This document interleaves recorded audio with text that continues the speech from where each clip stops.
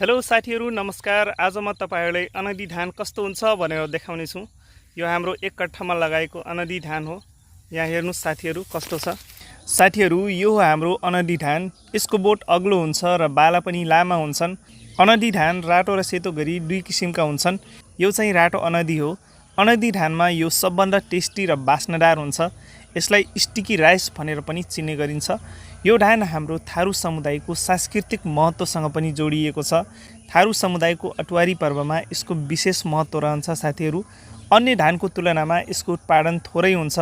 एक कट्ठामा बढीमा 80 केजी मात्र हुने भएकोले अहिले यसको खेती घट्दै गइरहेको छ। तर बजारमा अनदी चामलको माग एकदमै बढी छ। यदि अर्ग्यानिक तरिकाले खेती गरी राम्रोसँग मार्केटिङ गर्न सक्ने हो भने यसको खेतीबाट राम्रो इन्कम गर्न सक्नुहुन्छ।